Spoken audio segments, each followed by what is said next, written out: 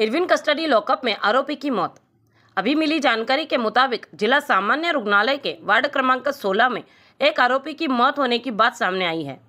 Chandur railway निवासी रितेश अशोक मेश्राम को police ने पकड़ वारंट में गिरफ्तार किया था।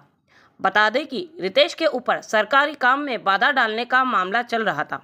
चांदूर रेलवे पुलिस ने गिरफ्तार कर उसे तबीयत खराब होने पर इरविन अस्पताल में भर्ती करवाया था। आज जब परिवार वाले उसे मिलने आए तो उसकी मौत की खबर मिली।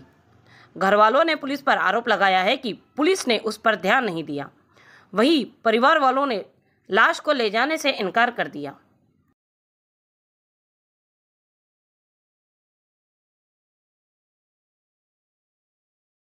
हरणे हे माझं नाव आहे। नितेश मेश्राम हा माझा मित्र आहे। आम्ही सोबतच एकाच पंपावर पेट्रोल पंपावर काम करतो, सोबतच ड्यूटी करतो, रिलीवर सुट्टीवर असतो, सोबतच ड्यूटीहून ऑफ राहतो, कधी ऑन असतो। सोमवारी जेव्हा हा घरी आला त्याला 12 वाजता घरून पोलीस स्टेशनमध्ये नेण्यात आलं, तेव्हा हा चांगला होता। पण जेव्हा तिथं आम्ही पाहायला गेलो 5-6 वाजता तो ह्या काही दिसलाच नाही। याला आपल्या इरविन हॉस्पिटलमध्ये भरती करण्यात आलं आणि डायरेक्ट डेड बॉडी घोषित करून दिली गुरुवारी। नेमकं प्रकरण काय, नेमकं काय झालं, कोण मारलं, म्हणजे नेमकं कुठल्या याच्यात त्याला अटक करण्यात आली आणि किती प्रलंबित होता तो, ते सगळं मागील 5-6 वर्षा अगोदर त्याचं जयंतीनिमित्त थोडासा वाद झाला होता। वादामध्ये थोडंसं किरकोळ भांडणं झालं होतं। त्या वादामुळे त्याच्यावर केस दर्ज करण्यात आली। पण ते नेमकी कोणती केस होती ते माहीत नव्हतं, पण त्याला अटक करण्यात आली। पण तो जामीनवर बाहेर होता। जामीन नसताना काल त्याला सोमवारी अटक करण्यात आली। अटक केल्यानंतर तो पूर्णपणे चांगला होता। अच्छा, तर अटक केली तेव्हा त्याची तारीख वगैरे होती? तारखेवर 2-3 तारखेवर गेला नव्हता म्हणून त्याला अटक करण्यात आली। अटक केल्यानंतर जेव्हा त्याला अटक केली तेव्हा तो पूर्णपणे चांगला होता।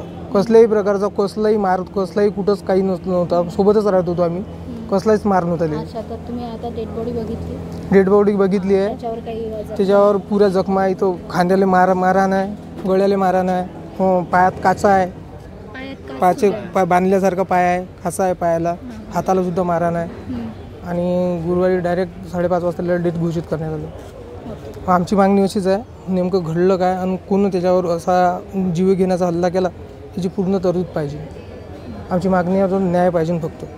आता तुम्ही कोणाकडे दाखल करणार? आम्ही SP ऑफिसमध्ये केस दाखल करणार नाही। SP ऑफिसमध्ये तर मग कलेक्टर ऑफिसमध्ये। पण आम्ही डेड बॉडी पूर्ण प्रकरण तुम्ही डेड बॉडी घेऊन जाणार किंवा पूर्ण कन्फर्म झाल्याशिवाय आम्ही डेड बॉडी नेणार नाही। जे पोलीसवाल्यांनी नेले का त्या जे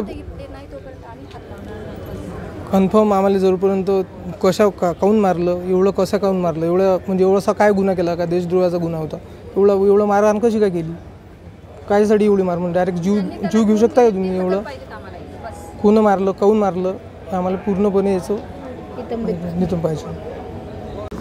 4-5 वर्ष अगोदरची त्या याच्यावर अरेस्टवॉरंट निघाला होता त्याचा, तर त्याला अरेस्टवॉरंटमध्ये आतमध्ये गेलो होतं चांदूर पोलीस स्टेशनमध्ये रात्री सोमवारी रात्री 12 वाजता।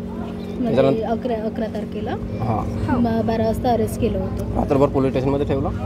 पोलीस स्टेशनला कुठे? चांदूर रेल्वेला होते।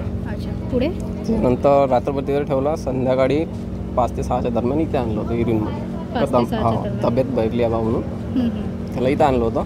त्याच्यानंतर कालच्या तारखेमध्ये आई वकिलाला घेऊन गेली, बेल केली। बेल झाल्यानंतर त्याला घ्यायसाठी इथं रिटर्न जेव्हा आली इथे इरविनमध्ये आली होती 3-4 वाजताच्या दरम्यान वापस आली रिटर्न घ्यायसाठी। तेव्हा हे जेव्हापासून म्हणत होती का लेकराला बाहेर काढा, तेव्हापासून काढलं नाही। जेव्हा मी आलो 6 वाजता त्याच्यानंतर काढलं पण जिवंत नाही, डायरेक्ट डेड बॉडी। मृत्यू कधी, कसा आणि कधी झाला ह्याचा आम्हाला तपास पाहिजे सर। ह्याचा तपास आम्हाला नेलं, तंदुरुस्त होता, सगळं काही बरोबर, सगळं काही आल्यानंतर या पोलीस कस्टडीच्या अंदर झालं। त्याला आता काल जेव्हा बाहेर काढलं त्याच्या अंगावर खूप सारे घाव होते, त्याचा खांदा तुटलेला आहे, त्याचा डोळा फुटलेला आहे। घरून जेव्हा आला तेव्हा तो पायाने चालत आलाय। चांदूर रेल्वेच्या दवाखान्यामध्ये सिव्हिलमध्ये जेव्हा त्याचं मेडिकल केलं तेव्हा नॉर्मल आले, सर्टिफिकेट पूर्ण स्ट्रॉंग दाखवलं, तेव्हा त्याला आतमध्ये टाकलं। त्याच्यानंतर 2 दिवसात तब्येत बाईकणार नाही, त्याला बिमारी नाही, त्याला दुःख सुख नाही, त्याला काहीच नाही। लाल भोर झालेला आहे। इथं आल्यानंतर काय झालं आम्हाला त्याचा तपास PM झालेला आहे? नाही। PM साठी तुमची परवानगी वगैरे घेतलेली? ड्युटी नाही आणखी आतापर्यंत आली नाही आमची. आणि आम्हाला हे म्हणायचं आहे की ज्या पोलीसवाल्यांनी त्याला चलत बोलत आमच्या घरून नेले ते पोलीसवाले आम्हाला इथं हजर पाहिजे. पोलिसांकडनं काही तुम्हाला प्रतिक्रिया वगैरे? नाही काही काहीच नाही. सकाळपासून 2दा 4दा फोन झाले, एक सुद्धा अजून इथे यायला तयार नाही, एक सुद्धा.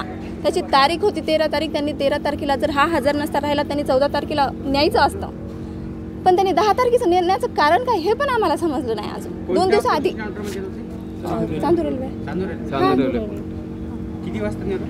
12-12:30 सोमवारी 12 वाजता रात्री. मारहाण वगैरे तिथं मारलं असेल तर आम्हाला काय घरून माहिती. चांगला गेला ना, तिकडच आम्हाला काहीच माहिती नाही. हा आरोप तर आहेच, मारलं ते मग दिसत काल आहे. दिसायले ना त्याच्या अंगावर सगळे बळ दिसत. पोलीस अधिकाऱ्याचे नाव वगैरे काही माहीत ज्यांनी नेलं? ज्यांनी नेलं त्यांचे नाव हा वगैरे? राजकुमार जैन.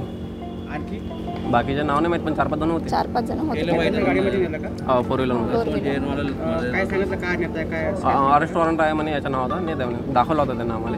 अरेस्ट वॉरंट म्हणजे नेमका गुन्हा कोणता, काय केलं? 353. 353 मध्ये एक्झॅक्ट काय होतं? म्हणजे त्यांनी काय केलं होतं की त्यांना काही नाही, थोडी फार धक्काबुक्की झाली होती गाडी. त्याला आतमध्ये नेलं होतं. तुम्ही मग त्यांना तिथं विचारण्याचा प्रयत्न नाही केला का पोलिसांना? नाही माहिती होतं ना, याच्या अगोदर येऊन गेले होते 1-2 वेळा, तर आम्हाला माहिती आहे त्याबद्दल का कशाची केस आहे काय आहे. 4-5 वर्ष आधीच मॅटर आहे हे, आत्ताच नाही. 5-7-8 वर्ष झाले. जयंतीच्या पिरियडमध्ये थोडीफार आता थोडंफार होतेच ना. आता काय म्हणणार? तुमची मागणी काय आहे? आमची मागणी हीच आहे की माझा भाऊ घरून चलत बोलत गेलाय घरून सोमवारी 12:30 वाजता. तर त्यांनी जसं नेलं तसा मला माझा भाऊ पाहिजे, आणि ज्यांनी नेलं ते पण इथं हजर पाहिजे. मृत्यू झाला हे तुम्हाला केव्हा कळलं आणि पोलीस निघाले? काल 5:30 वाजता. काल वकिलांनी माझ्या आईला तारीख घेण्यासाठी कोर्टात 5 वाजेपर्यंत बसवलं, हे म्हणून की आम्ही आत्ता आणायलोत पोराला, आत्ता आणायलोत म्हणून त्यांनी तिथंच 5 वाजवले. तर जेव्हा ही इथं बेल घेऊन आली, वकिलांनी फोन केला की त्याची बेल झाली, तुम्ही तुमच्या पोराला घेऊन जा, तर त्यांनी डायरेक्ट त्याची डेड बॉडी हिला दाखवली. किती वाजता आला तो फोन वकिलांचा? वकिलांचा फोन वगैरे किती वाजता? 5-5:30 वाजता. 5-5:30 वाजता. कदम कदम पूर्ण नाव काय माहिती नाही.